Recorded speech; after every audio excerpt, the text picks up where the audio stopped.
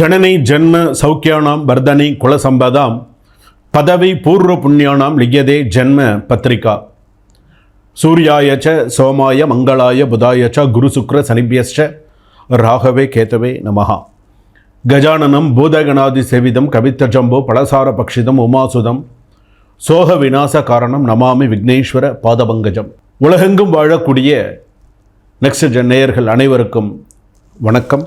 நான் உங்கள் doctor V Rajkumar Sivachariyar பேசுகிறேன். இன்றைய தினம் நாம் பார்க்கக்கூடியது தட்சிணாயன புண்ணிய காலம் பிறந்தாச்சு.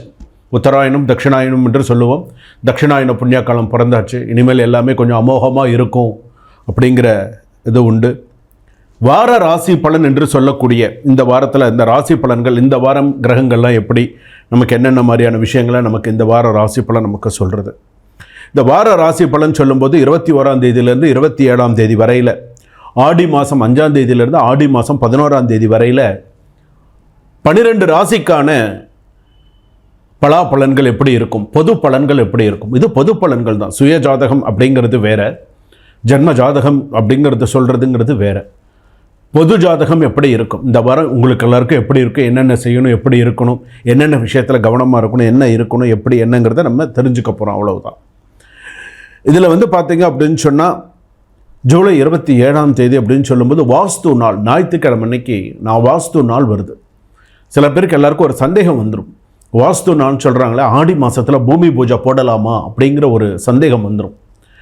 எந்த மாதமாக இருந்தாலும் வாஸ்து கண் திறக்கிற நாளில் பூமி பூஜை போடுறது அப்படிங்கிறது தனி சிறப்பு. அது எந்த நாளாக இருந்தாலும் சரி, எந்த நாளாக இருந்தாலும் எந்த இதுவாக இருந்தாலும் கண்டிப்பாக அந்த பூமி பூஜை போடுறது அப்படிங்கிறது சிறப்பானது.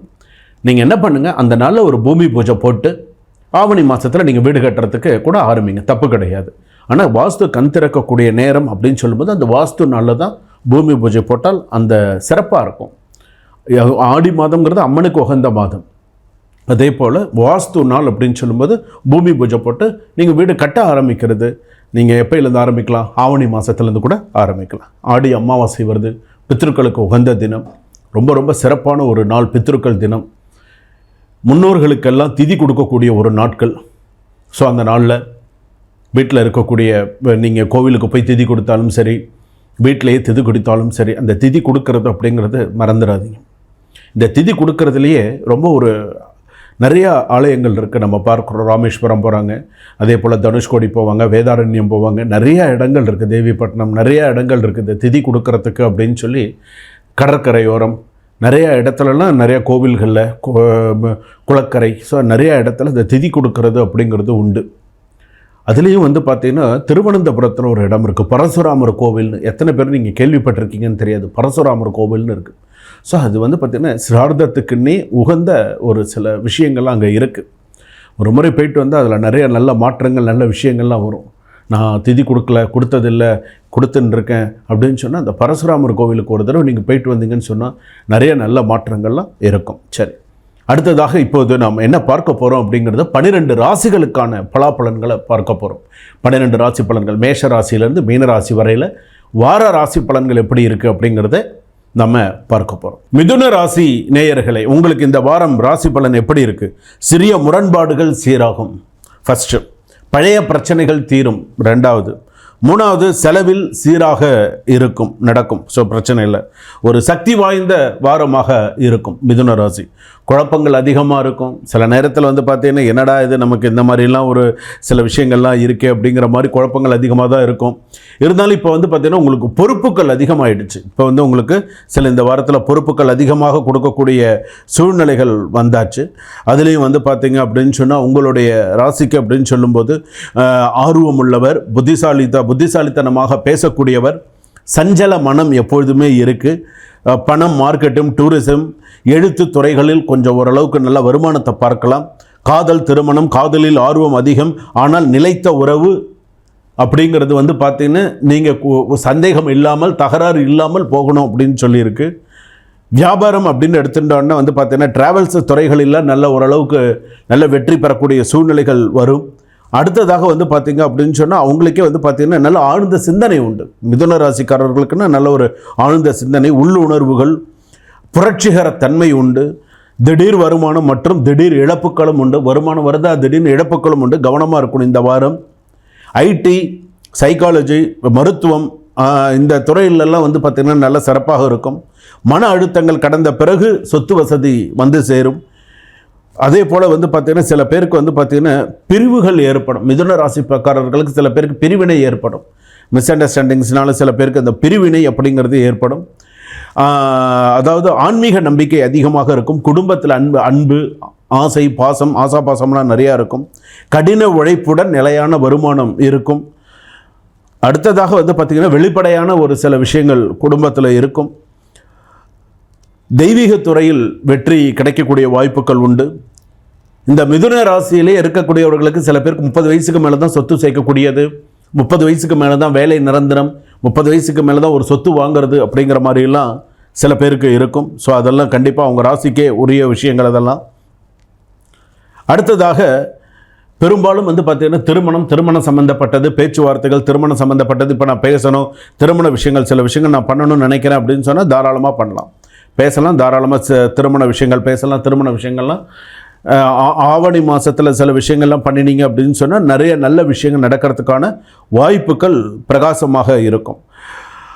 அடுத்ததாக வந்து பார்த்திங்க அப்படின்னு சொன்னால் ஐடி துறையில் வேலை பார்க்கக்கூடியவர்கள், தனியார் நிறுவனத்தில் நான் வேலை பார்த்துட்டு இருக்கேன், தனியார் நிறுவனத்தில் எனக்கு ஒரு சில விஷயங்கள்லாம் எனக்கு இருக்குது அப்படின்னு சொன்னால் அதெல்லாம் நல்லபடியாக இருக்கிறதுக்கான வாய்ப்புகள் உண்டு. சில பேருக்கு வேலை மாறுவதற்கான சில சூழ்நிலைகள் வரும். சில பேருக்கு வேலை மாற்றம் வரும். வேலை மாறலாமா அப்படிங்கிற மாதிரியான சில பேருக்கு பணியிடை மாற்றம் வரத்துக்கான வாய்ப்புகள் உண்டு.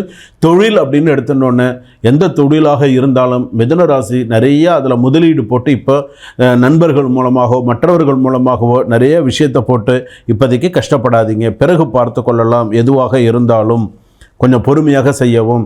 நோய், உடல்நலம், அதாவது மிதுன ராசி பொறுத்தளவுக்கு குழப்பங்கள் அதிகமாக இருக்குது. என்ன செய்யலாம், எப்படி பண்ணலாம், என்ன மாதிரி செஞ்சால் என்னுடைய பிரச்சனைகள் எனக்கு தீரும் அப்படிங்கிற மாதிரிலாம் இருக்குது.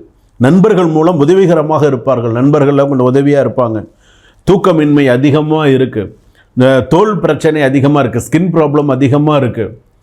சில நேரத்தில் வந்து பார்த்திங்கன்னா சைனஸ் ப்ராப்ளம், ஒற்றை தலைவலி, சில நேரத்தில் மயக்கமாக இருக்கிறது, மூச்சு திணறல், இந்த மாதிரிலாம் இருக்கும். கவனமாக இருங்க.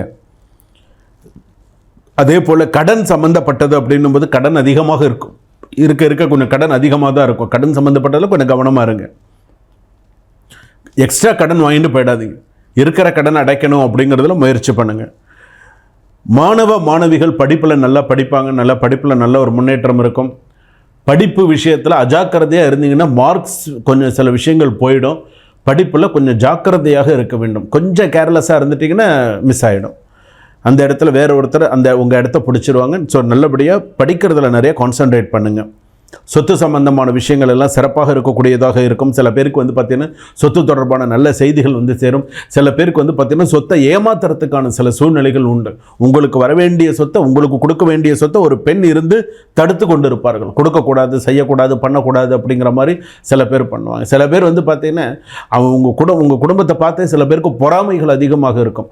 இவன் எப்படி மேலே வந்துடலான்னு பார்த்துடலாம். மிதுன ராசி பொறுத்த இவன் எப்படி திருவாதிரை நட்சத்திரம் மிதுன ராசி, இந்த சில மிதுன ராசி அப்படின்னும்போது இவன் எப்படி மேலே வந்தாலும் நம்ம பார்த்துடலாம் அப்படிங்கிற மாதிரி கங்கணம் கட்டிகிட்டு இருப்பாங்க. சில ரிலேஷன்ஸ் நல்லவர்களும் இருப்பாங்க, இந்த மாதிரி இருக்கிறவங்களும் கண்டிப்பாக இருப்பாங்க. ஸோ அவங்கக்கிட்ட வந்து நீங்கள் வந்து கவனமாக இருக்க வேண்டும்.